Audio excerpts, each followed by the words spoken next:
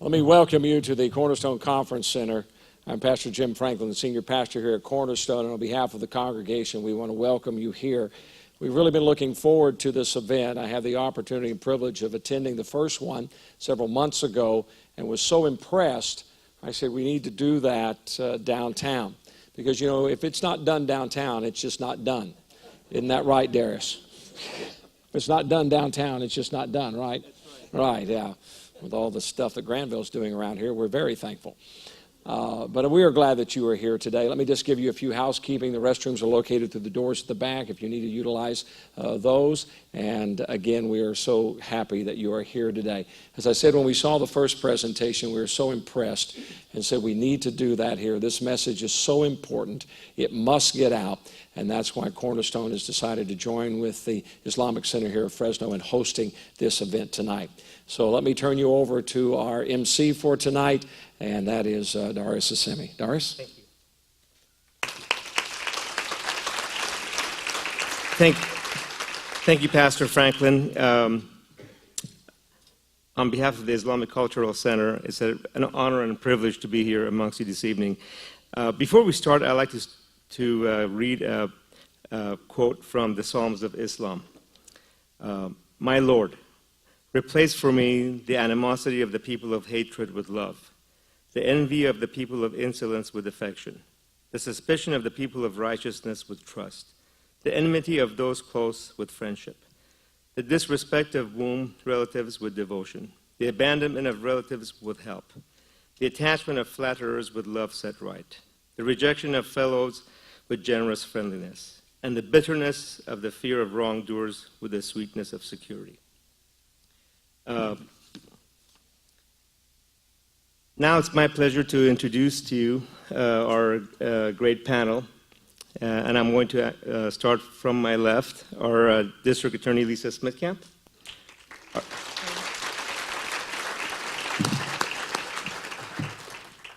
our Chief of Police Cherry Dyer, Pastor Franklin,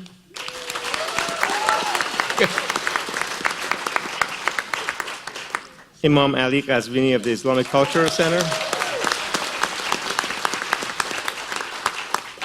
our U.S. Attorney Mark Cullors,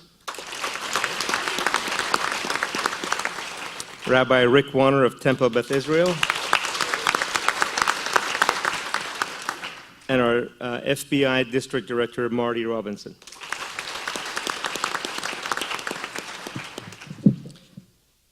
Before we start our panel, just a few notes. I want to get out of the way right away. Muslims in Fresno have condemned ISIS. ISIS is anti-Islam, and just like we can't blame Christianity for the KKK or Catholicism for the actions of the IRA or Judaism for the Hava, we don't blame Islam for the actions of ISIS. Yes, there are Islamic governments that do bad things. Many people across the world use Islam as a cover to commit atrocities. And there's governments then that have stoned their convicted felons to death. But this is not part of Islam. So part of tonight's message is, please do not confuse Islam with the acts of people who call themselves Muslim. As Muslims, we recognize that we have a heavy lift. We have to get the message out about Islam, because we know that bad news and negative news sells more quickly than positive news. And many of us, including myself, have condemned the acts and acts of violence of groups like ISIS. But unfortunately, our media doesn't cover it. So the media in our country has a responsibility, and a greater responsibility. And at the end of the day, we have to remind ourselves, and we have to be reminded that we are a nation of immigrants who have harbored people from all walks of life and from all over the world. This is our greatest asset. Islam is a religion, an ideology, and you cannot kill a religion. ISIS is trying to do exactly that. We can't let them. And as a nation, we should work together and make sure we don't fall into the trap of hate mongers that will paint all Muslims with the same brush. This would be a dangerous path and a dangerous world, because no one can attack a religion. No one wins by attacking a religion that has over 1 billion members of its congregation. And with that introduction, I'd like to turn our attention over to our, who's going to go first? Imam Ghazvini. All right. All right. Thank you. Thank you, Darius. Thank you.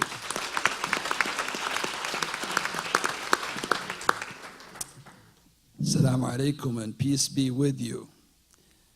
Let me take a minute to express my gratitude, deepest gratitude to Reverend Pastor Jim Franklin for his great vision and leadership, and also to the people of Cornerstone Church for kindly hosting this event. And you know what? I'm so excited to see this beautiful audience in front of me. I'm going to take a photo, if you accept, on my iPhone and actually post it on our website.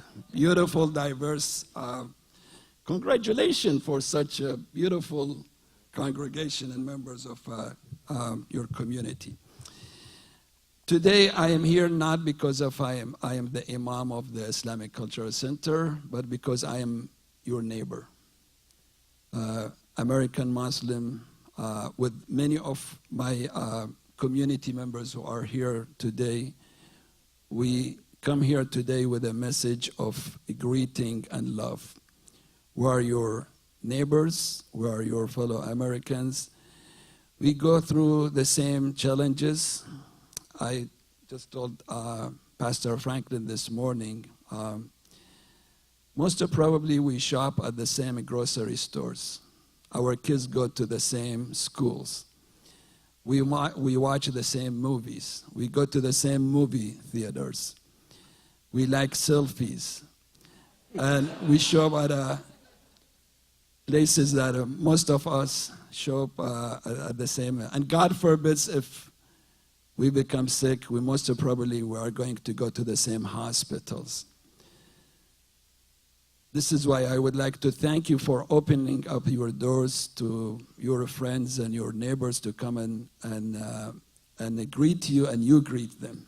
That's a wonderful act of charity and faith by opening the door kindly and generously for everyone, especially Muslims, to come and see your beautiful conference center and also maybe one day your beautiful church. Thank you. So I actually, can we have the slideshow on? All right, which way? All right. I provided some slideshow to go over basic things about Islam and ISIS. So first of all, I would like to tell you very briefly about what Islam is. Are we on the what Islam is? All right. Islam is an Abrahamic religion followed by 1.7 billion Muslims around the world. 75% of the Muslim population are Sunni Muslims, 20% are Shia Muslims. The divine book for Muslims is called the Quran. The language of the Quran is, the original language is Arabic. Prophet Muhammad, who was born in 570 AD and died 632 AD, started his ministry at 610. He introduced the word of the faith of Islam to the world. Articles of faith. Do we have the all right. So all Muslims believe in these three principles.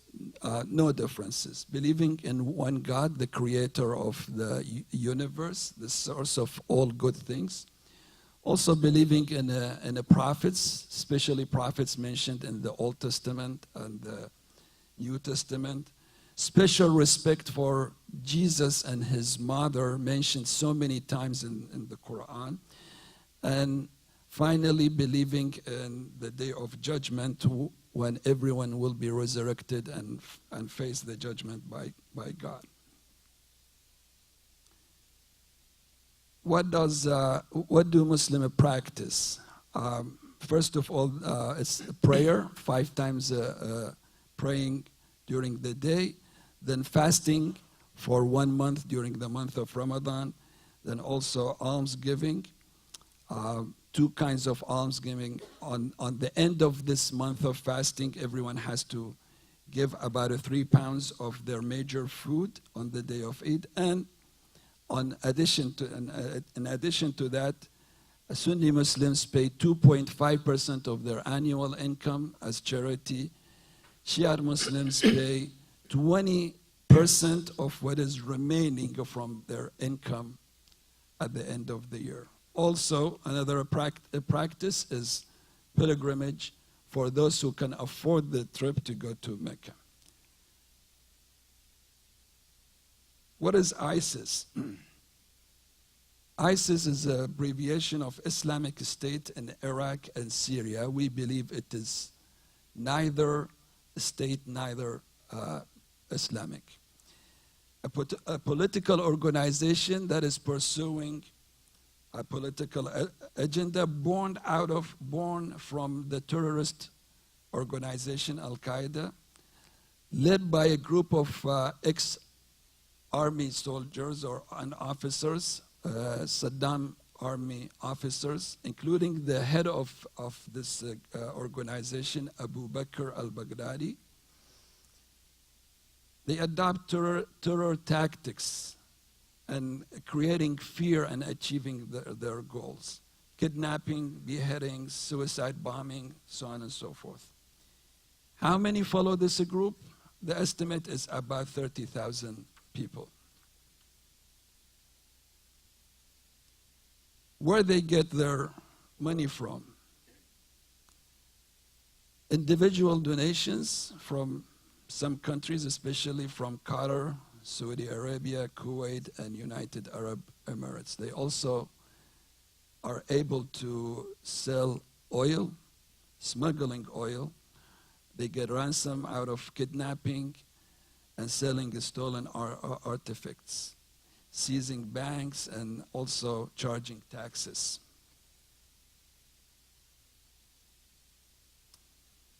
Where does ISIS get its fighters from? 20,000 of their soldiers are foreign fighters coming from more than 90 countries all over the world, 34 to 3,500 of them from the Western world. There is an estimate that there is about 150 individuals joined ISIS from United States. One question that we raise is how come those fighters, international fighters, joined ISIS? They could not walk there. Obviously, they took airports and they flew there. So why the international community did not do their job to prevent those people from joining ISIS? ISIS and social media, apparently they are now very powerful and strong and skillful in recruiting on social media. Based on some estimates, between September and December 2014, there were at least 46,000 ISIS supporting Twitter accounts. 20% of these accounts are in English, 75% are in Arabic. This slide gives a sample. It's not an accurate example. It just gives a sample of where the most supporting accounts come from. Saudi Arabia, then Syria, Iraq, and unfortunately, United States falls on fourth place. Now, I would like to say how ISIS contradicts Islam. Islam strongly rejects compulsion in faith. ISIS actually systematically force people either to accept their school of thought or to be faced with death or displacement or enslavement. Islam promotes peaceful relationship with others. These are the verses mentioned and their numbers. ISIS, we do not have even one single case that ISIS established a peaceful relationship with anyone. Islam acknowledges and respects other faiths. Quran says, indeed, those who believe and those who are Jews and Christians and Sabians who believe in God and the last day of judgment and do righteousness will have their rewards with their Lord, and no fear will there be concerning them, nor will they grieve. ISIS rejects all faiths, and including they reject other school of faith within the Muslim religion. Islam honors and respects women. ISIS actively and openly promotes slavery among women and children. Islam mandates treating captives humanely. ISIS does the opposite. They behead and they burn their captives. Islam encourages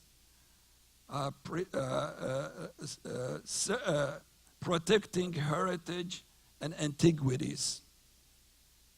ISIS systematically destroy antiquities and museums and other artifacts. Islam respects and protects the places of worship.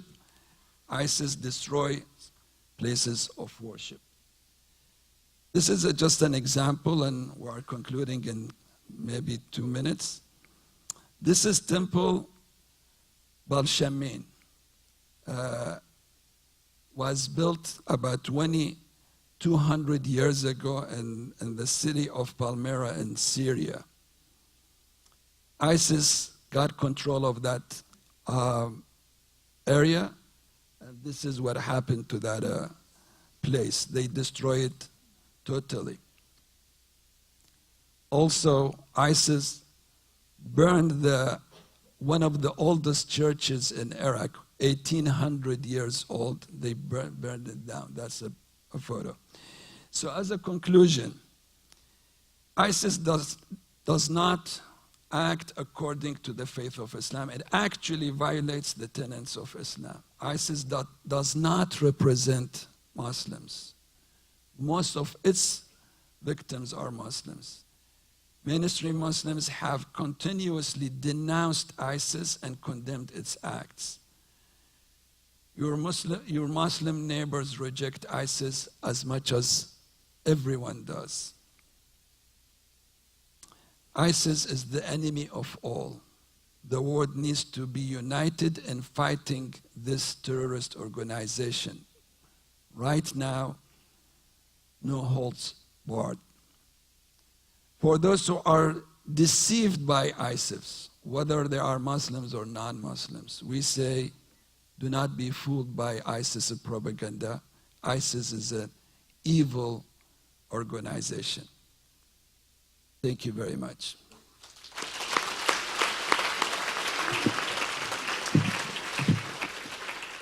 Thank you, Imam Ghazmini. Before we go to Rabbi Warner of Temple Beth Israel, I'd like to recognize Council Member Steve Branda, who has joined us this evening.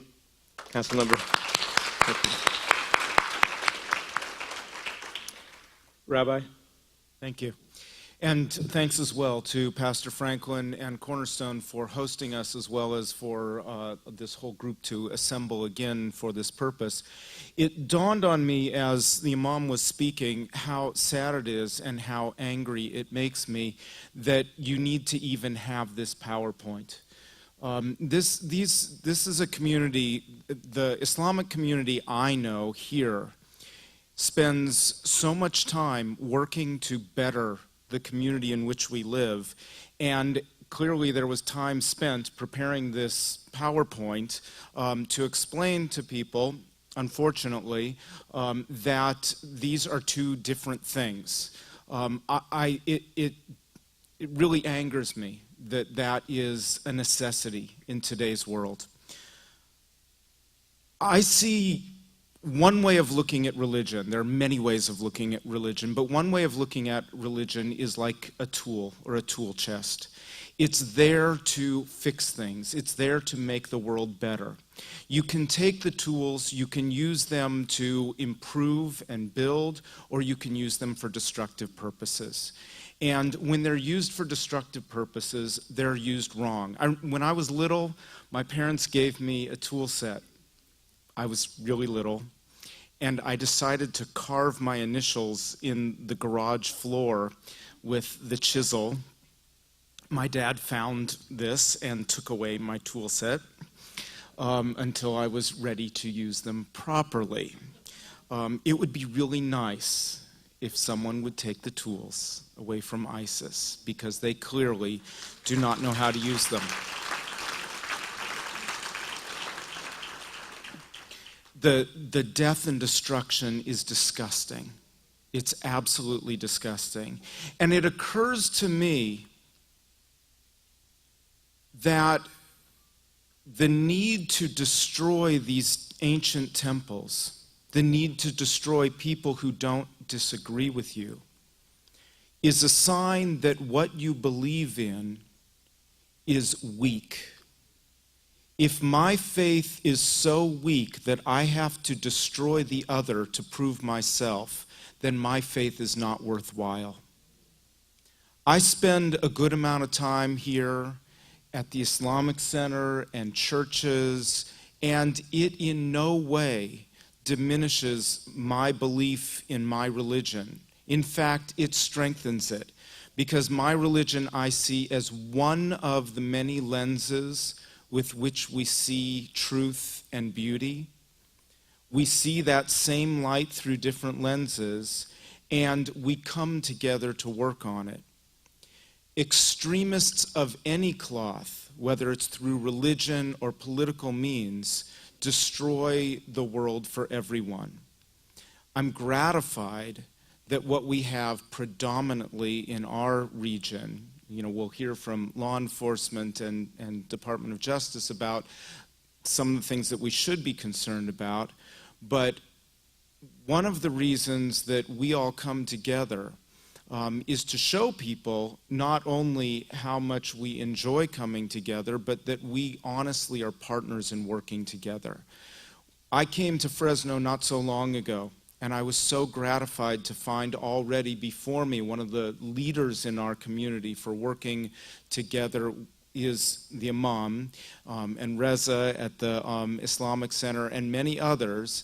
I see several of my friends here who are such models of what we do to make the world a better place. In fact, we have partnerships across the board at this table, not just in the role of religion, but in the role of law enforcement and leadership. And we all care deeply, deeply about making our city, making our region, making our country a better place. And that is clearly what I've seen in the Islamic community here, the Christian community, the Jewish community, Hindu, Sikh, Native American. I'm going to miss somebody, I'm sorry. But all of the religious groups and citizens of any kind here are mostly concerned with making it a better place. Again, I'm disturbed that we even have to do this. Extremists take away from all of the good work that we're doing, and I hope that we will learn to discern between extremism and the many, many, many of us, the great majority who strive to use the tools for good purposes and make our world a better place. Thank you.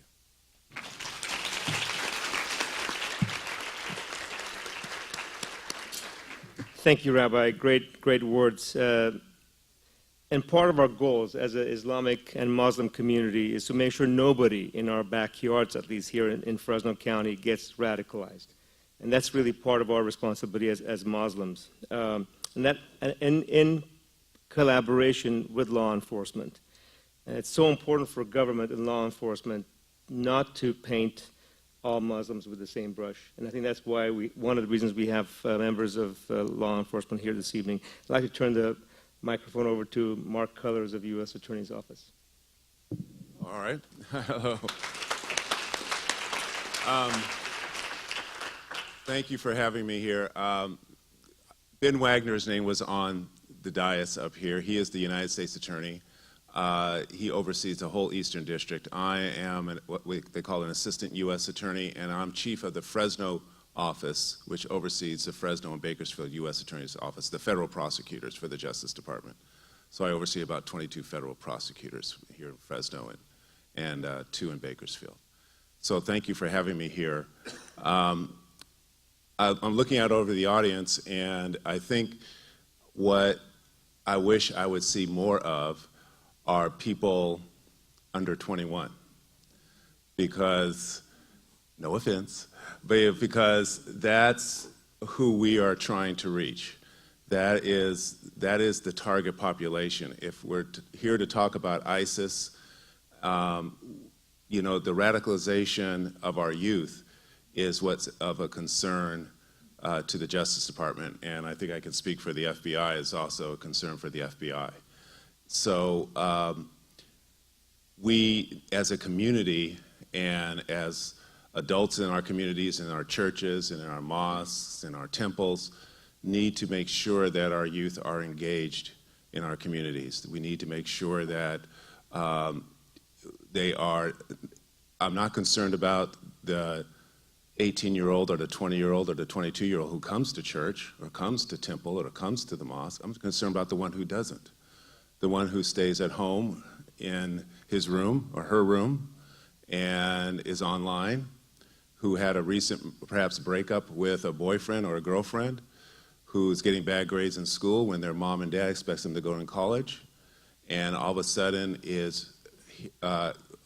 gets a friendly overture over the internet from Inspire magazine or somebody or from an ISIS-associated website.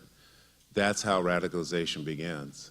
So, you know, I think part of us being aware of that is make sure that we look for those indicators. We reach out to those young people in our community, because that's who ISIS is relying on. They wouldn't be as strong as they are if they did not have that pool of youth in which to draw upon. So I am thankful that we're here and we're talking about this. And it just struck me as Imam Ghazvini was giving his PowerPoint presentation. I'm not talking on behalf of the Justice Department now, I'm talking on behalf of myself, so in case anybody's recording this. So just on behalf of myself, not on behalf of the Justice Department, but it just struck me as how similar we all are, and how it doesn't take much for us to reach across our hand in friendship through our temples and our mosques and our churches, and go visit one another, go see how other people worship, go see how other people love their God, and I think that would really go a long way to ending this. So thank you for having me.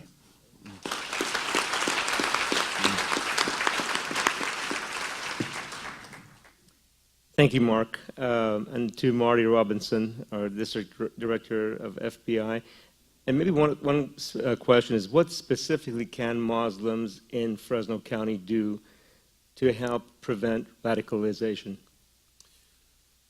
A good question. Let me start, if I can, by maybe a little more clearly telling you what exactly it is that I do here. My title is actually, I am the supervisor of the Joint Terrorism Task Force at the FBI office here in Fresno. That task force is made up of not only my own FBI special agents, but members of our state and local law enforcement partners as well. Chief Dyer here, who's just down from me, has one of his officers that works with me. Ms. Smitkamp's office is a great supporter, and we have others who work together in order to keep the communities that we all live in safe. It should be very clear to everyone here that what you see on the news and that happens overseas in these countries that are so filled with turmoil occasionally spills over and affects us here in our own communities. The job of the folks that I have working for me is to be out there in the community and to find them before they have the opportunity to act in a terrorist manner and to kill and or create other havoc within our own communities. I have a very small group of folks to cover 5 counties. We have in Central California, as most of you probably know, a very multicultural group of people that live here.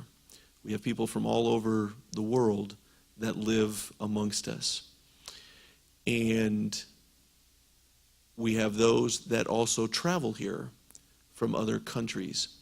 And it is a difficult thing for us to try and find each one of those needles in that haystack and hopefully get them before they're able to do that bad thing. Which leads me to the question that Mr. Semi just asked me. How do I go about making sure that that doesn't happen? It's a very simple answer, and that is that I cannot do it without your help. If all of us in the community stand by and see things and do not speak up, I cannot do my job.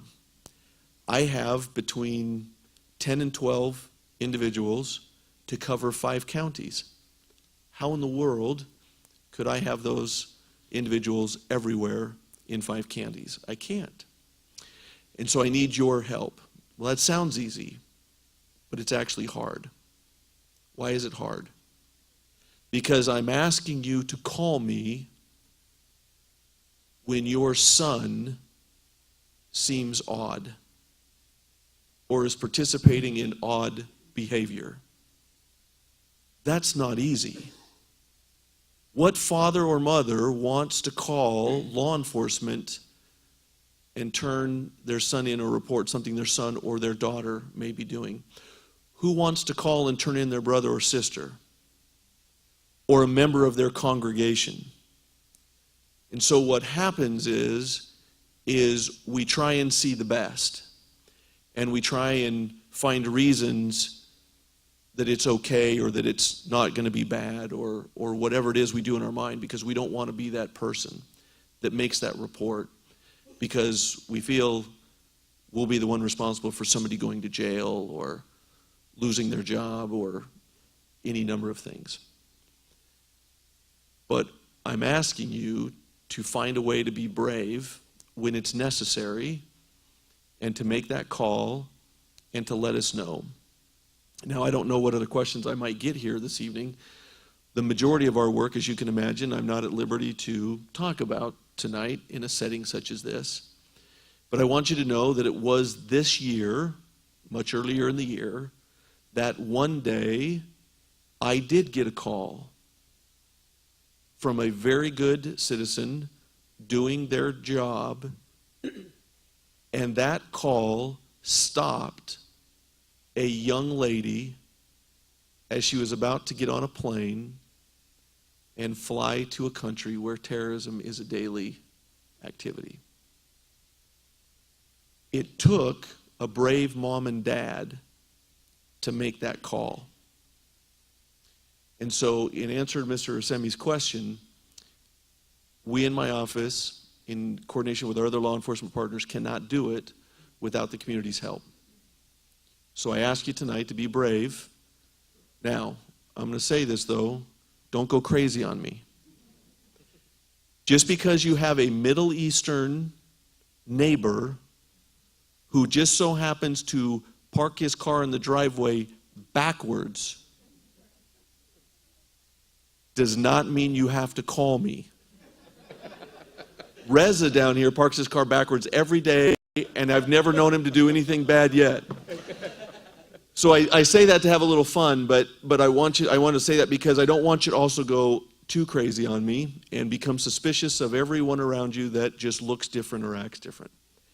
But the signs are there if we're paying attention, and so I ask you tonight as a community to make those hard calls to me, because it's only with your help that we stop those bad things that we see on the news, and we'll make sure it doesn't happen here. Thank you. Thank you, Marty. I think Marty raises a good point. I think I have to emphasize something that Marty said, which is making that call does not necessarily mean that person is going to be arrested. I think the situation that Marty talked about, oftentimes it's just a conversation that the FBI or that members of the task force might have with that person. And sometimes that's enough to stop or put an end to whatever they were planning on doing. So I just wanted to make sure that people understand that. That's a great point. Thank you, Mark and Marty. And I can say that the Islamic Cultural Center enjoys a close relationship with law enforcement, and it's a two-way relationship, so we appreciate that. Ms. Smithcamp, District Attorney, would you like to add a few comments about what your office is doing in crime prevention? Sure. Oh, I'm sorry, in education. Sure, I'd be happy to. Pastor Franklin, thank you for having us, and Darius, thank you for inviting me and getting this conversation started. I am the Fresno County District Attorney, and the way things go in Fresno County is that if there is a crime committed in the city or the county, generally Chief Dyer actually sends me half of our cases, and then we get the rest of our cases from the outlying police departments as well as the sheriff's department, and we actually work with Fresno State Police also. There are crossover cases, which I call some cases that do come in from the federal agents, the FBI, the DEA, and those are generally the cases that Mr. Colors doesn't want, right, Mr. Colors? Or they're overloaded, and so they send them over to the DA's office. So sometimes we do work together. Generally speaking, these are the types of crimes that would go to the U.S. Attorney's Office after they are investigated by the FBI. But there are times, and I just really want to echo the words of Mr. Colors and Mr. Robinson, that if you see something that you think is funny, even if it's just your neighbor's kids who maybe are playing with ammunition or arms, or sometimes we have found during searches of houses that there's an unreasonable amount and an illegal amount of weapons and things that go on, to really kind of be your brother's keeper and do call law enforcement. We can't do this alone. I can't reiterate that enough times. So we're fortunate in Fresno that we have not had a major eruption of ISIS or terror attacks here in Fresno, knock on wood, and hope that we can continue to educate the public so that that doesn't happen and we don't radicalize and we don't have our children here in Fresno become part of that. So I always tell people that my second job is being the district attorney of Fresno County, and my first job is being a mom to my own 2 children. And I wake up every single day and I do what my own mother taught me to do, and that is to exercise my responsibility to wake up and make the world a better place. I have chosen to do that through serving the community as a prosecutor, serving victims of crime. Now, you might ask, well, what does that have to do with ISIS, and what does that have to do with why we're here tonight? And what I can tell you that what we're doing differently now in the DA's office since January, since I have been elected, is that we are not just participating in the prosecution of crime. We are also making a lot of effort and spending a lot of time in the prevention of crime. And that is engaging with our children from elementary schools all the way to high schools. We have a lot of gang members here in Fresno, and what I always think of ISIS is it's almost an international sort of similarity to the things that we understand, unfortunately, here in Fresno with gangs. Right? Who are the kids that fall into gangs? It's those kids, like Mr. Kohlers explained. They're the ones that maybe don't have the best family life, or they don't have the best grades, or they don't feel like they fit in. And even children like myself who grew up in Fresno and had sort of all the advantages, we all go through those times in your early teens, late teens, and early 20s where you're sort of lost, and you're kind of trying to figure out who you are and where you belong. And when you go through that time, that's when we find people and our kids, and it doesn't matter what area of Fresno they come from or whatever area of the county, they come from the north and the south and the west or the east. They all feel that, and we see them get involved in drugs, and we see them get involved in gangs, and we see them not in church. We see them pushing away from whatever religion they have. And those are the same types of kids that are going to go toward ISIS. So what we are doing in the DA's office is we are trying to get out to every school that will listen to us and every school that will hear us speak. This morning I had the opportunity to speak at University High School to about 450 children, and we talked about character, and we talked about their code of conduct. We talked about keeping keeping them on the right path and taking advantage of the opportunities that they have through education. And so that's what we are doing in the DA's office, as well as participating with Fresno Unified to try to prevent truancy. We have a dedicated truancy prosecutor who is going to be going to all of the elementary schools, the top 8 elementary schools that have chronic truancy, to educate the parents and encourage them to bring their children to school. Because the best way to have a kid fall into something like ISIS or into the criminal justice system is when they don't have their basic education down, because they feel like they are lost. And so again, echoing the words of Mr. Kohlers and Mr. Robinson, if you see somebody who is falling in that direction, reach out to someone in your congregation, in your neighborhoods, and be your brother's keeper, really, because that's what makes healthy communities. And healthy communities are safe communities, because this gentleman to my left does his best every single day to keep every single one of us safe who live in the city of Fresno. And let me tell you something. I now have the insider baseball of how difficult that job really is. And things like ISIS coming into our community are frightening to me as a prosecutor. They're frightening to me as an elected official. And they're most frightening to me as a mom. So it's time for Fresno to come together and go beyond race, religion, creed, and really for us to be a community again, to stand up together and identify this and keep talking about it. You know, keep talking to your neighbors about the fact that you attended this forum tonight and you received information and you heard from the horse's mouth literally what the difference is between ISIS and Islam. And let's get our kids back in church or the mosque or the temple or wherever it is, and let's start to really be a good, solid community again. We can only do that one person at a time.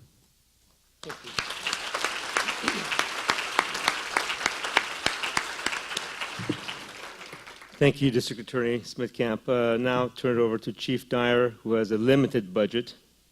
And you can tell us what you're doing within the confines of your limited budget.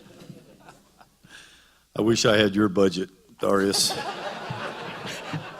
And I wish I had yours.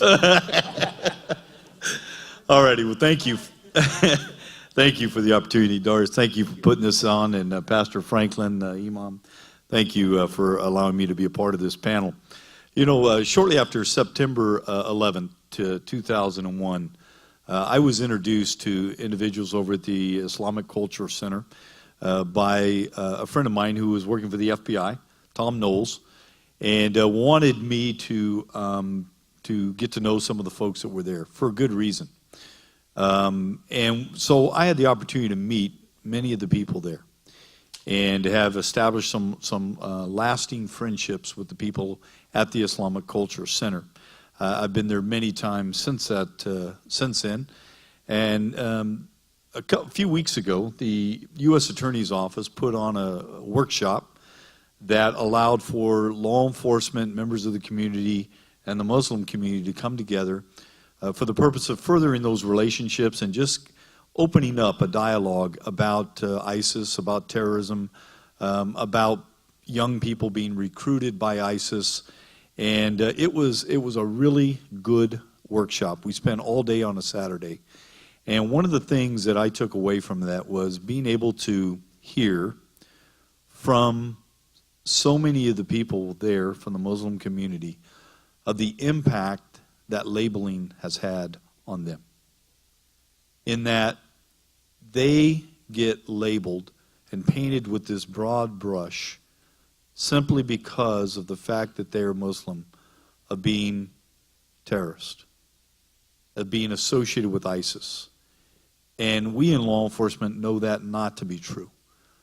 Just like David Koresh from the Branch Davidian, the cult, who professed to be a Christian, we would never think of painting all of Christianity with this broad brush that because of David Koresh. And I know true today what's happened in law enforcement across this country. You see, there's been a few police officers who have acted inappropriately and some who have been misperceived as acting inappropriately that have been broadcast across this nation in social media and other mainstream media. And law enforcement, in many cases, have been painted with this broad brush of being aggressive, racist, and a number of other things. And we are having to live with that today. And so I just think labeling is so dangerous when we see it across this nation today. And, you know, one of the things that is so important, I believe, today is that we recognize the difference. We recognize the difference that ISIS does not represent the tenets of the Islamic faith.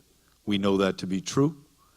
And I believe it is time that we stand together and that we, regardless of our background, whether it's law enforcement, the FBI, local law enforcement, Christianity, Jewish faith, Islamic faith, that we all stand together against ISIS.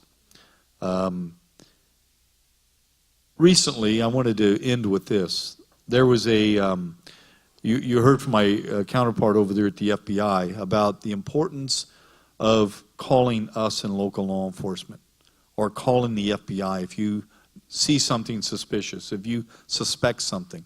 I can't reiterate that enough.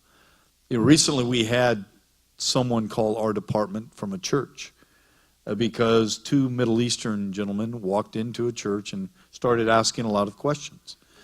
Asking questions about what time were the services,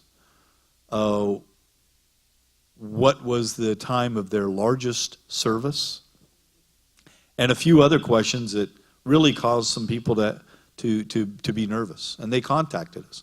And we contacted the FBI, and we were able to have a conversation with these gentlemen, and it was really innocent. Just an innocent inquiry by individuals. But I would much rather have us notified so that we can have that conversation and determine that it was innocent than the alternative. And I can tell you firsthand that it is good to contact the FBI. And when Marty said that you know, when they get contacted with information, they're not going to go out and make an arrest. I know that to be true. I've worked with the FBI a long time on task forces, and I've never seen them make an arrest, as a matter of fact. I only said that to I'm gonna need 2 minutes. Wait a minute, you already had the mic. Anyway, again, if you see something, say something, but mainly what we wanted to stress tonight was let's not label people simply because of a misperception. Thank you.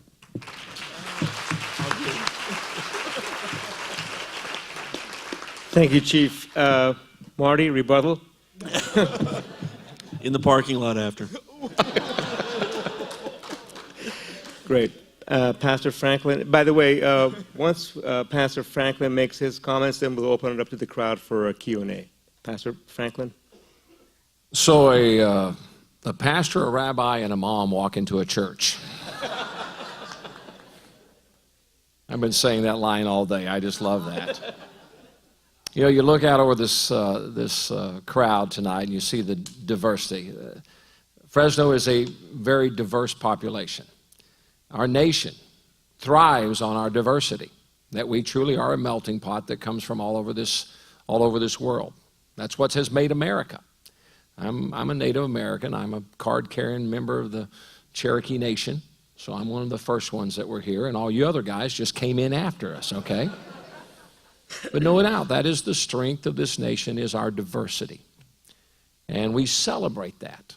I thank God for the various cultures that are represented in this nation. That's what makes us what we are. But the thing that brings us together is that common good that we have, that common desire to be Americans.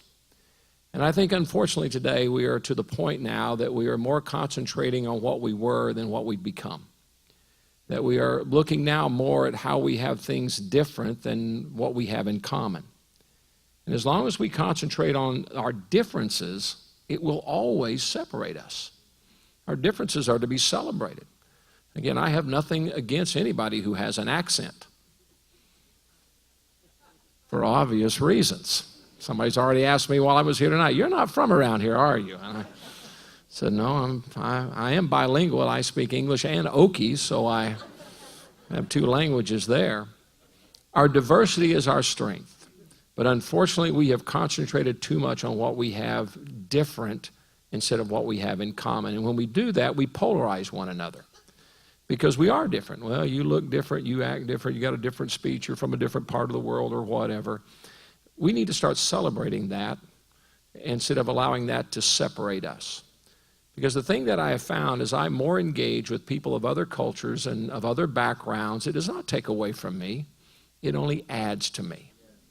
Now, we often hear the term tolerance in this day and age. Well, tolerance has at its very basis of definition that there is a difference. And just because we differ with individuals does not mean we cannot be their friends, we cannot be their neighbors, we cannot sit down across from a meal. I've spent time privately with the imam and over meals. I've sat down with the rabbi and had meals before. Obviously, we differ in our understanding of theology. If we didn't, I'd be at the mosque. The rabbi would be at the church. I'd be at the temple. Obviously, we differ in that. Does that mean we cannot be friends? We cannot join together? We can't sit down together and have a meal together? Of course not. And we've allowed race, we've allowed color, we've allowed accent, we've allowed religion to divide us for too long. That does not threaten, as the rabbi say, that does not threaten my faith. If anything, again, it makes me more secure within that. I want to challenge you as you leave this tonight, make a friend with somebody. Meet somebody here tonight and exchange information. Because as we become community, a diverse community, that is how we're going to fight ISIS. Because ISIS wants to do is separate us and polarize us and say, see, look at those guys, they don't like you. See, they're your enemy. And as long as they can isolate individuals that way, then they can indoctrinate them and radicalize them. I grew up in a community to where the people down the street, my mom knew who they were, and my dad knew who they were, and they knew who my dad was and who my mom was. And what that did, that made me have to live right. Because if I got in trouble down the street, I knew they'd tell my mom and they'd tell my dad, and I was going to be in trouble. We need that type of community. We need that regardless of what the faith of the person across the street, because again, I grew up in rural Oklahoma and everybody looked like me and talked like me, and that's kind of scary. But in a diverse community such as Fresno, we need to be friends with the people across the street, down the street, regardless again of where they attend places of worship or what the color of their skin is or what the accent of their speech is. And if we will do that, that is one of the best weapons that we can have locally here, because then we are going to see things. Then we are going to know what is out of the ordinary because of our communication, because of our commitment to neighbors. So meet someone here tonight. Meet your neighbors. Meet your neighbors and get to know them. And I think from that, we locally here then can really have an impact upon those who would try to do us harm from without and those who would try to do us harm from within. And as I have gotten to know, because believe me, I've gotten heat over this thing tonight. My Facebook has lit up today. What in the world are you doing, Pastor? I mean, here I am, an evangelical Pentecostal pastor, sitting next to an imam with a rabbi on the other end of the table. No offense, Rabbi.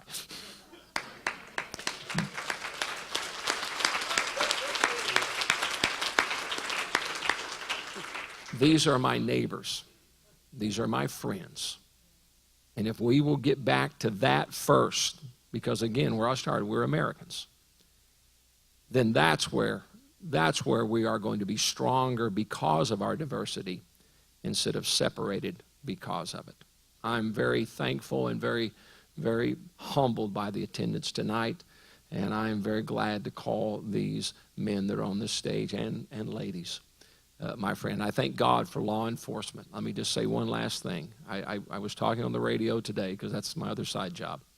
And I had some ridiculous guy call in, and we were talking about the statements that Tarantino had made about law enforcement. And I denounced that. And some ridiculous individual called in and said, oh, yeah, they're all like that and everything. And just as Chief has said, we've painted too many people with broad brushes. And we've got to stop doing that. And the way you do it is by knowing individuals.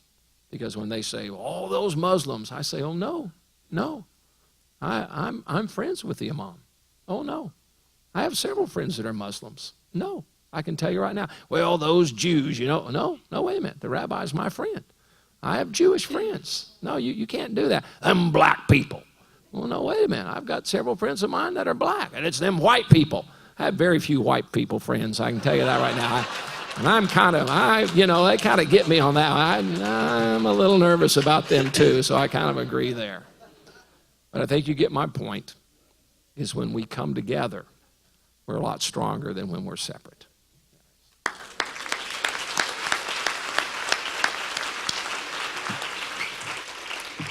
Great words of wisdom, Pastor.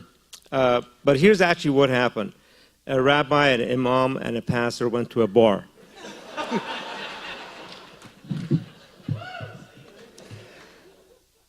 Okay, now is our Q&A section of tonight's event. We'll take any questions from the audience. Greg in the back has got the mic. I'll start the first question. Imam Ghazvini, what is the Islamic Center doing to prevent young Muslims from getting radicalized in our own backyards? This is a question. Actually, we believe this is our job to educate ourselves and others, starting with our own community, to educate about how Islam is a faith of peace, understanding, establishing dialogue, and coexisting peacefully with others and respecting others. And in fact, we would like to succeed in this job, so we don't go to the next stage where someone has to pick up the phone and call the FBI or the law enforcement agencies that, you know what, my neighbor is acting weird. So education. Not about within our community. I think the long-term strategy to fight ISIS is education. Education everywhere, through schools, colleges, books, media, internet. So I think the key word here is education. Great, thank you. Yes, Mr. Robinson. Just add on to that just a little bit. And I want to go back to something that Imam Ghazvini said at the very beginning when he was giving his slideshow presentation. And for the sake of our audience here tonight, I want to make sure you leave here with a better understanding of what our young people, as well as older folks like ourselves, are facing out there. I'm not going to try and put numbers to it because the numbers are too staggering.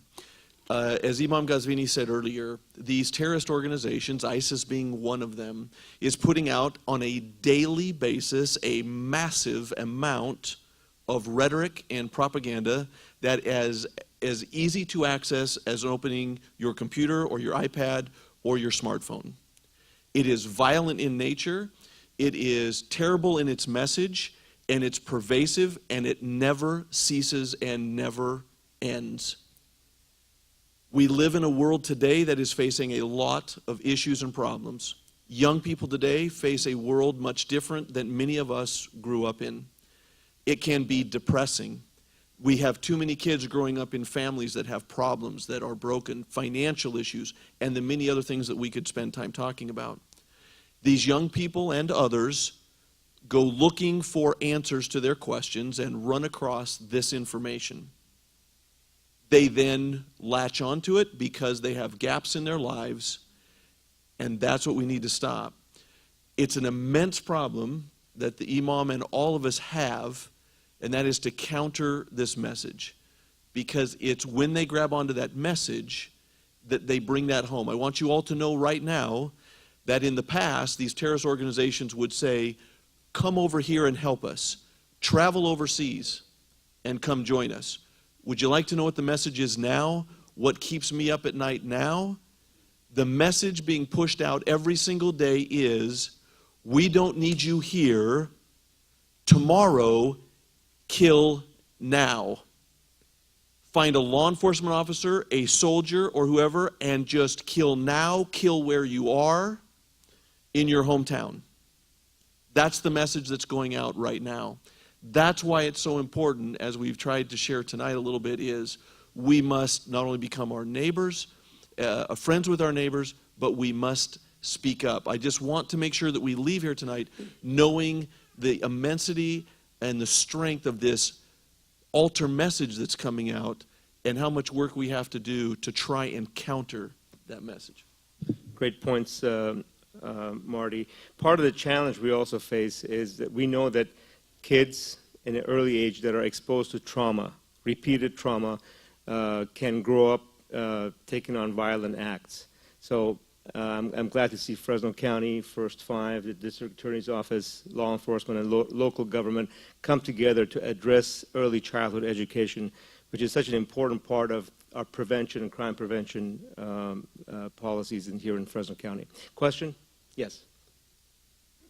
Hi, Stuart Weil, and I'm just delighted we have this group together. It's been a long time coming, and I think it's really necessary that our community drops the PC and talks about substance, which is so important.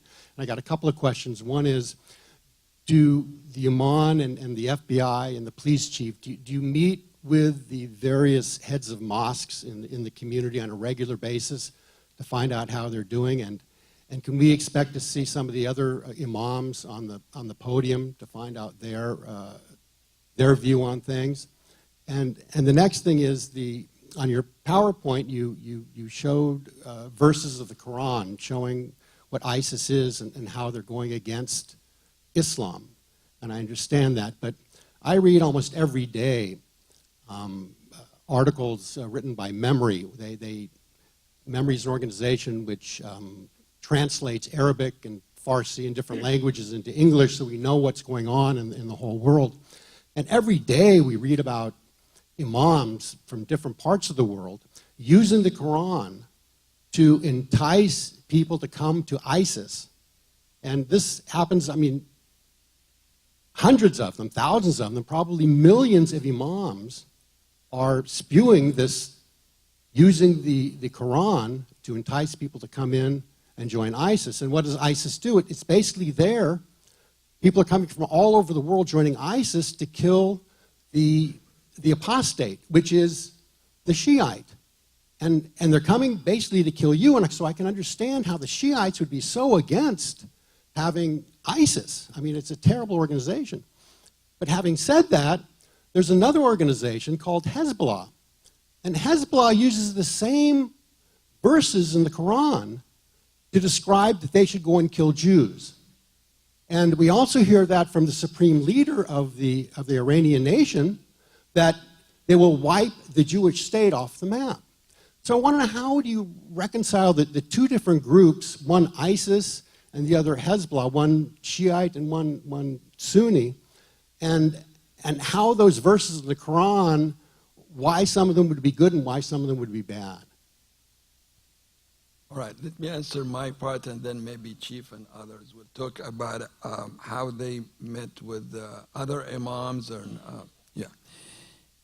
You know what, I have decided that I go home tonight and have fun with the idea of a priest, a pastor and a rabbi and an imam went to a church and made it a hot and beautiful event. What you mentioned is about Memory. You said Memory, that organization, yeah. I don't know if the number thousands or millions is an accurate number. I know that 99% of Muslims reject ISIS. This is a fact. This is not something that we would like to establish. Organizations, mosques, imams throughout the world, in the United States, in our city, they do reject violence and they do reject terrorism. if there are some imams, I don't know, I'm sure there are some imams who do promote violence. This is why we need to stand together and be together and reject their message. And give a better education to the world, that the world will not tolerate an act and a message of violence, killing other people. So this is what we are trying to do. I'm not denying that there are some who promote ISIS, somewhere, I don't know where. Terrorist organizations used to be active in secret, so you don't really know them, where they are. If law enforcement agencies know where any member of Al-Qaeda or ISIS and the rest of the world are, they go and arrest them or kill them. But they act in secret. Now we have an organization that works openly from territories in Iraq and in Syria. Now they have occupied land. This is what makes them more dangerous. Now you turned, also a part of your question was about Hezbollah and the supreme leader of Iran. We try to stay out of politics, really. Even in our own center, we believe we need to focus on the message of faith and understanding, because once we step into politics, we will be divided. We definitely, I say, mainstream Muslims, this is 99% of Muslims, reject acts of violence, terrorism, targeting civilians, suicide bombings. So these are rejected. But if we want to deal with cases of occupation of Israel and some part of, this is where we are going to disagree. So I would say let's focus on our world here, make it a peaceful world, and fight ISIS today and extremism. And we are the first one who would like to come forward and fight extremism within the Muslim community. And hopefully the next step would be that we make Fresno a capital of creating peace in the world. How about that?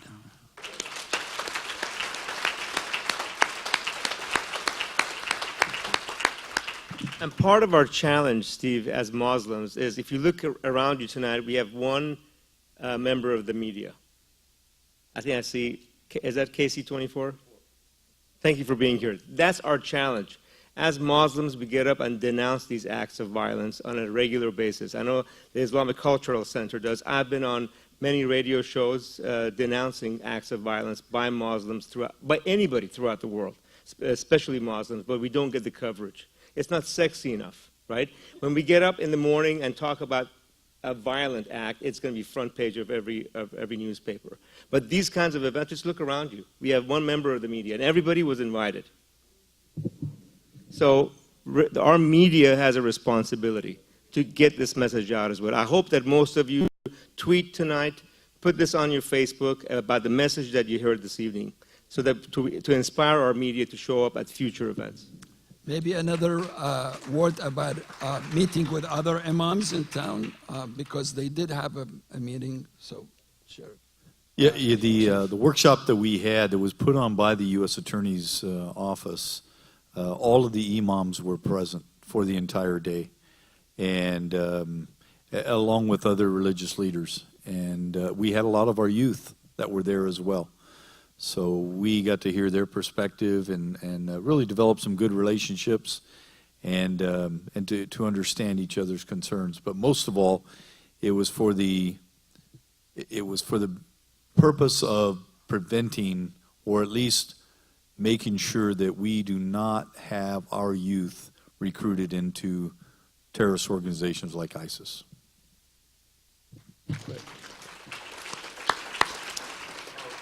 Thank you. Mark? I didn't want people to leave this meeting thinking that we're just talking about Muslim youth being recruited into ISIS. This could occur to white middle class, African American, Muslim, Jewish. So I think everybody just needs to understand when we talk about youth, we're talking about all youth. All right? Thank you. Yes, question? Hi. Oh. I wanted to say, I totally understand what you guys are saying.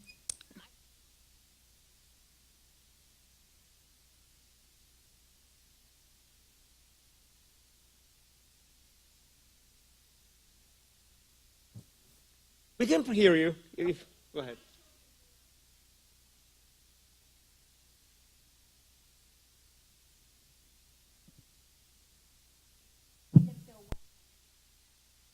They're still really good friends. When 9/11 happened, their Islamic friends came to us in tears because they were devastated as well.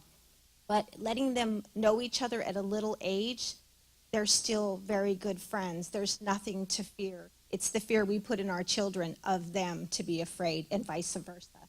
So this is a great meeting, and on a positive, really get to know your neighbors, because they would do for me if I called on them right now, and my children, and I would do for them because they've done it for me. Great, thank you. How many, show of hand, how many Muslims are here this evening? Okay, we have a relatively large representation. Great. Thank you. Question here?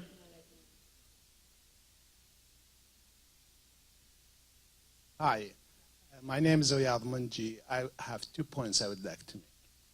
The slide that Imam Qazwini showed for the church, the 1800 years old church, if you think about it, Islam was in Iraq for 1400 years. So this church stood for 1400 years till ISIS came and destroyed it. So if you think about it, this church lived with Muslims for 1400 years. The second point I would like to make, I think this forum, we need to make it at the university, at high schools, so you'll be able to address the 21 and teenagers to pass this message. Thank you. Okay. Thank you. Amen. I think in the back. Hello and welcome. Welcome to our church.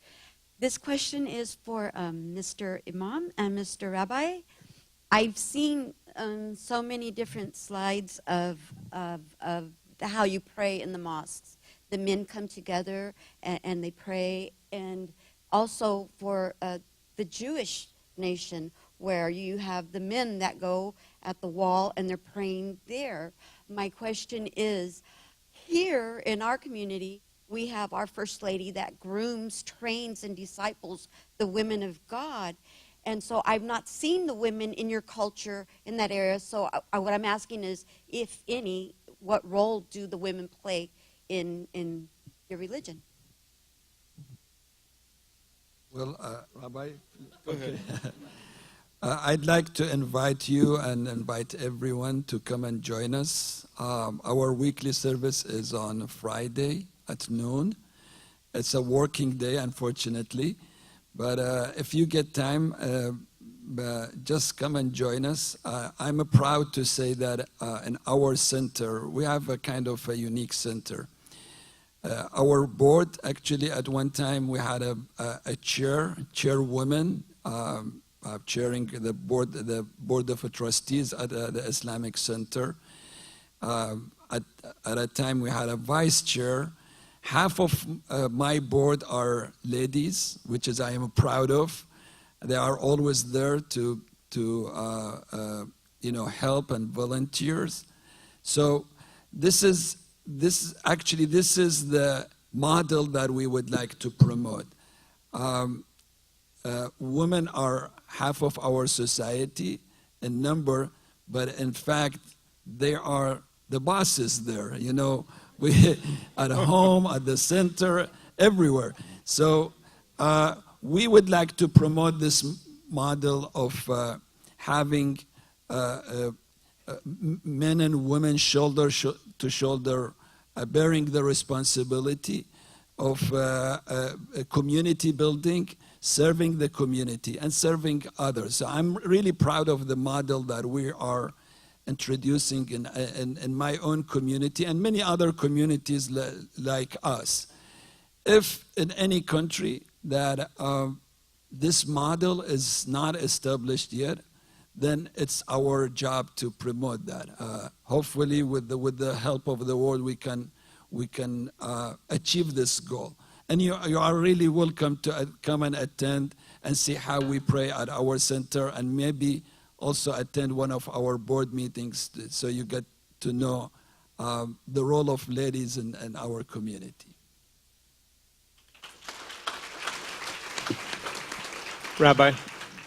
And I would also echo that people are always welcome to join us at Temple Beth Israel. Our services are on Friday evening. We are non-proselytizing, so those who are interested in coming to check it out, as we all share in this, there's no strings attached. Just come and enjoy.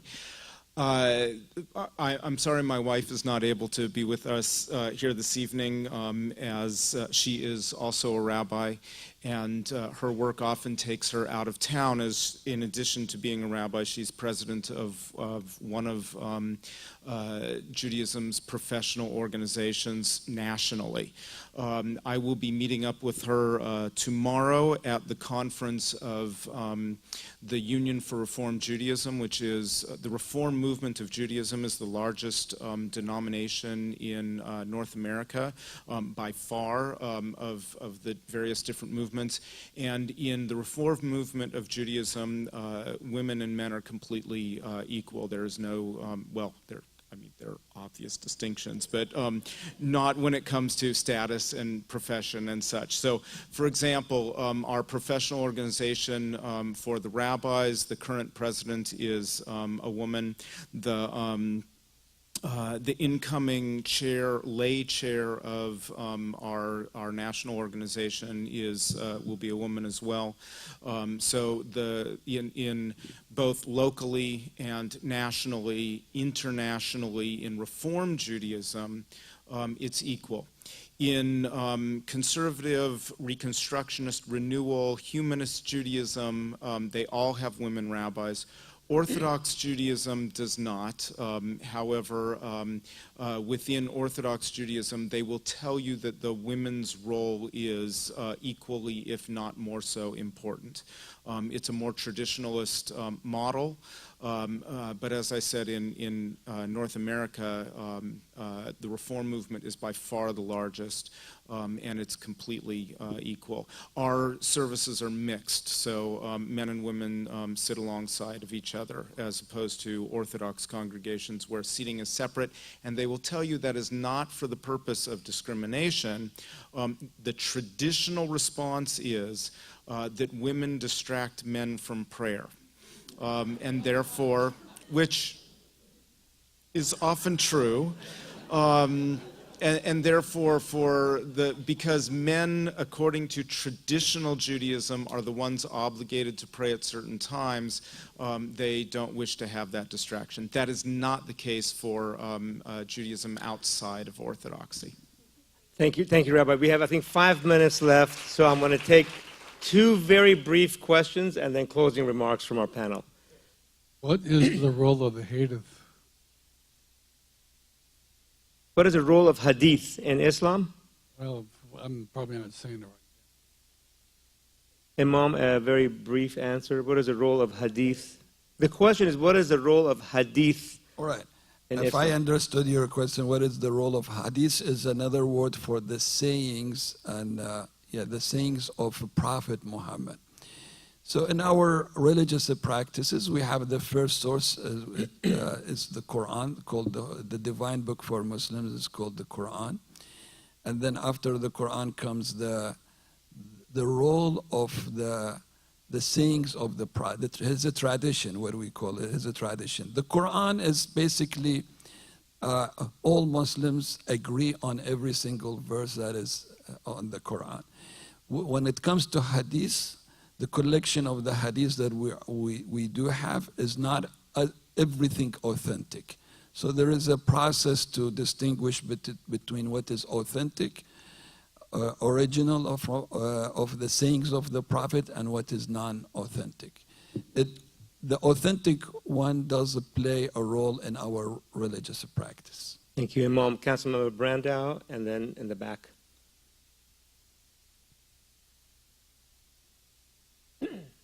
For starters, I just want to thank all of our community leaders for doing this, and Pastor and Imam, thank you. I heard you a little bit on the radio today. Thank you for getting together and with our rabbi as well. And for all law enforcement, that's a separate side that we need to hear from. I want to ask a question that's a little bit off of the exact topic. I want to ask about the Syrian refugees that we hear so much about. And the truth is they might be coming to communities like Fresno and communities around the United States. And I hear from a lot of people that just want to say no. No, we don't need any more of them. We don't need any more Muslims. I'm being honest. One guy said, hey, we're glad, I think it was Stewart or somebody said, we're glad that there's no political correctness tonight in Fresno. So I hear from a lot of people that are so scared of ISIS, that they don't want to bring in any refugees at all. This last week, I went to church, and my pastor, and I don't think he's here tonight, but I go to Northwest Church in Northwest Fresno. He just returned from Beirut, Lebanon, where there are millions of Syrian refugees pouring into Lebanon, and they are, one of the things that he does is he's connected with the church ministry that just passes out food and gets food into the hands of the people. And he had a bunch of photos with dozens of little kids at a time. And our pastor said, these little kids are just like our little kids, right? They're just like our little kids. And so our church is going to be committed to getting food into the hands of these kids, and he's made an increased commitment from our church. And so then when I start thinking about what my pastor said on his return from Lebanon is maybe even our Justice Department can talk to me about this. How would we address these Syrian refugees in a responsible way where people feel that we're not letting terrorists into the United States and Western democracies? We're not letting terrorists in. How could we screen them? And then maybe I'd like to hear from some of the people about these Syrian refugees. That's a great question. And before I think Marty Robinson maybe wanted, I'd like to just make a point. I think we talked about, I brought this up a few minutes ago. There is somewhere in the neighborhood of 4 million Syrian refugees. There's what's called the emptying of Syria.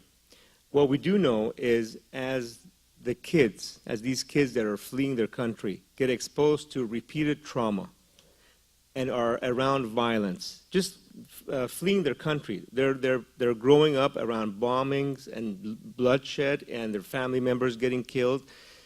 These refugees are business people, physicians, contractors, council members, farmers that have fled and given up their homeland. The exposure that they receive to trauma and acts of violence in their journey will set them up for more acts of violence as they grow up.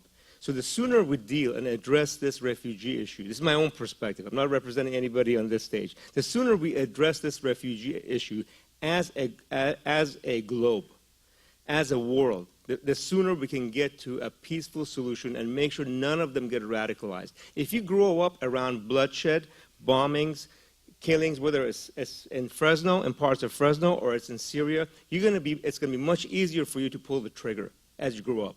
So it's our role as the richest nation, again, it's my opinion, as the richest nation in the world, and as Western Europe, to come together to address this issue, to figure out where are these folks going to go, have an organized solution to address the plight of these refugees. So it's not haphazard. We actually take control. Where should they go? How should they be addressed so that we minimize their trauma in this journey? Apologize for taking the time, but Marty? The easy answer to your question is absolutely can't guarantee it. There's no way we can let 100,000, 200,000, or 10,000 of these refugees in the country and absolutely guarantee that one of them will not come for nefarious reasons. Can't guarantee it. We will do our best like we do every day, to try and ensure we catch those that have that as their aim before they're able to do it. I think the question, and I have to step out of my role here a little bit because I have a specific role for law enforcement purposes, and so I'll step out of that for just a second. And I think what we have to ask ourselves, as Mr. Semi was just saying there, is even though I can't guarantee that 100% from a law enforcement perspective, does that mean we take 100,000 people and we deny them food and housing and education? We don't help those in need. That's a bigger question outside of my realm here tonight. So the answer is simply we can't guarantee it. Government will do the best they can with the help of law enforcement to ensure that doesn't happen, and then we'll deal with it as it comes, and we'll do the best job we can. But I, for one, would not want to watch 100,000 people suffer because of fear of something else.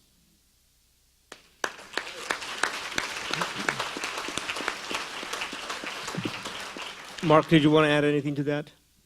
Well, again, I can't speak on behalf of the Justice Department. That's Loretta Lynch, the Attorney General's call, and other people whose pay grade's higher than mine. But speaking personally, I don't think it's a close call. It was said about the Irish back in the 1800s. It's said about the Italians. They brought famine and disease over to the United States. It's said about the Chinese working on the railroads that they were bringing disease. And this is what our country is. There's just no question in my mind that if we can take them in, we take them in. And I agree with Marty that, yes, as part of the Justice Department and the FBI, we will do our best to ensure the safety of the American people and of those who are coming in. But my personal opinion is there's no question.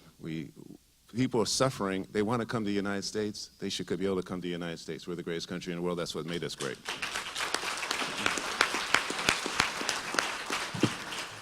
And maybe to put that in a different format, if you were the richest person in your neighborhood and there were people suffering in your neighborhood around the corner, would you step out and help them? We are the richest country in the world. God has blessed these United States.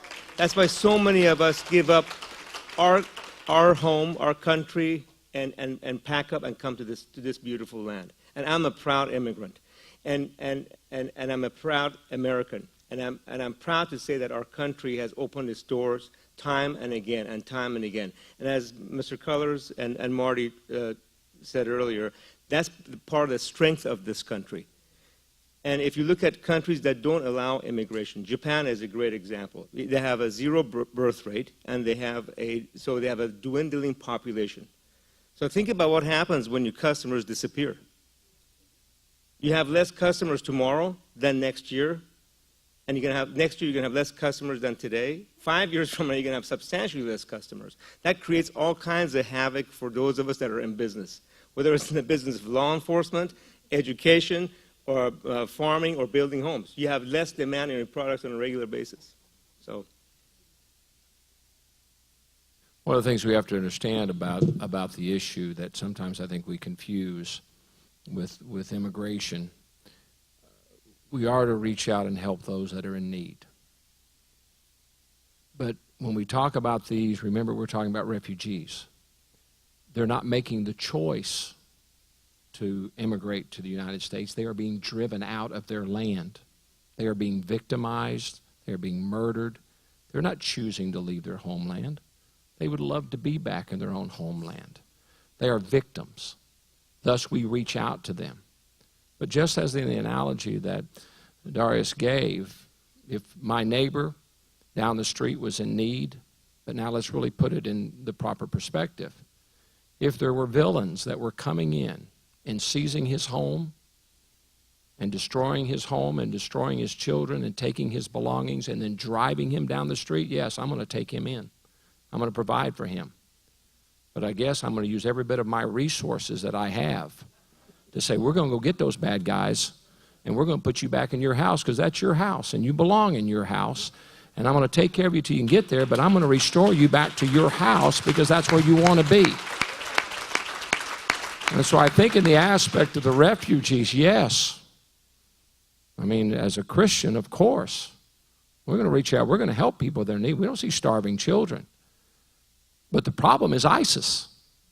The problem is the people that are driving them from their homeland. So the immediate need is meet the immediate need of the individuals. The United States has done that, has traditionally done that. We'll continue to do that. But as the richest nation and most powerful nation, we have a resource, and that is our military. Just as I would call law enforcement if the guy down the street had been broken into, we have the ability to go there and to stop the bad guys from doing what they're doing. And that's what we need to do. Thank you, Pastor. I think there's one question in the back. If it's very brief, we'll take it because we're actually over by a few minutes. Yes.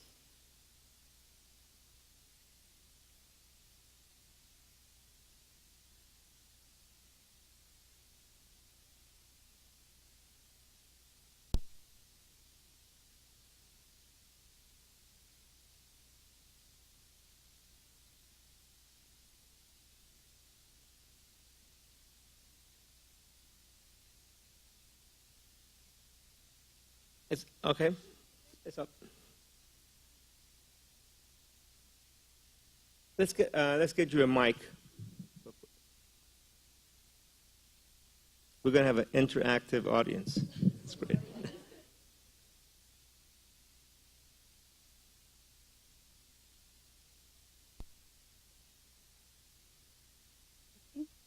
Okay. Assalamu alaikum, which means peace be upon you. I am an American Muslim. I was born and raised here. And the question was, how do we react with military? I can tell you I'm a proud mother of 2 military. They're in the Air Force. I have a father that he was a disabled American Marine. And we do believe in our military.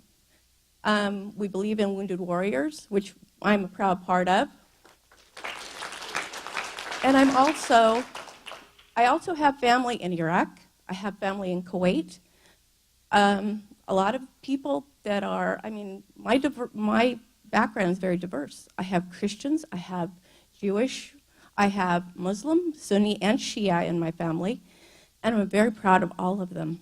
And the one thing that comes to be the one truth is there's one God, and we're all searching for Him. There's one, we all come from a root, but we have many branches. And may God bless all of you and all of us and help this world to fight against ISIS, who's trying to destroy us. They come at Muslims before they come at Christians. They're just trying to destroy everything. So we have to stand as one people, as one unified community. I look at different faces of very diverse, but you're all my brothers and sisters, and we have to work together. Thank you. Thank you. Okay, thank you very much. Closing comments? Pastor Franklin to do the closing prayer if possible. Okay, any other closing comments by Rabbi, law enforcement? Okay. We're going to end with Pastor Franklin's prayer. Before we go there, I want to just take a minute and thank Pastor Franklin for hosting this event and your church. And we know you've taken a lot of heat for sponsoring tonight's event, and we're very proud of being here with you. We as the Muslim community, as a faith community, as law enforcement community, at least in our own backyards in Fresno County, have a responsibility to take this show on the road.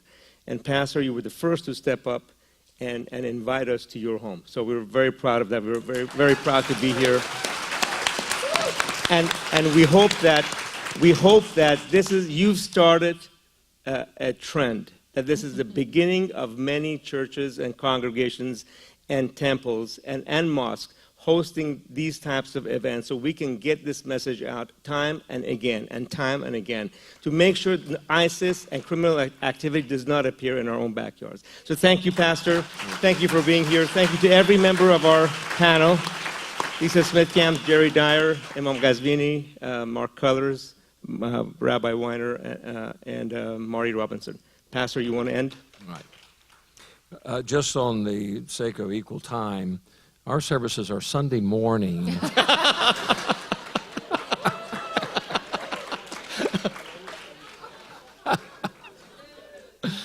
Oh, this has been a pleasure, and again, thank you so much for attending, and I agree with you, Darius. This needs to go other places, and I thought the idea of having it at universities. Let me just tell you, we spent a lot of time on the radio today. Yeah. The Imam was with us on Sunday and on today on KMJ and on 1680. I've worn the Imam out on the radio. But we do need to have this in other places. And hopefully we've set a precedent, a model for that. And I think high schools are really where this needs to be, that they need to hear this message from all of those. And I'm sure that someone on city council that is here will help to carry that message to the powers that be, whoever that might be, sitting in the second row over here to my left. And I appreciate Steve being here tonight. No, let me tell you, we need law enforcement. You can see they're on the same page, but it's going to take everybody getting on the same page. That's what it's going to take to be able to make this change. And so, again, Steve, I appreciate you being here tonight also in your official role. Will you join me as I bow in prayer? Father, we thank you for tonight. Thank you again for this gathering. Thank you for our brothers and our sisters. We desire peace. We see the atrocities that are being committed across this planet. We see what ISIS is doing. And so we call for your hand to be extended to stop this. Use us. Give us wisdom. Give us counsel. Show us what we need to do that we may accomplish it. We ask this in your name. Amen. Amen.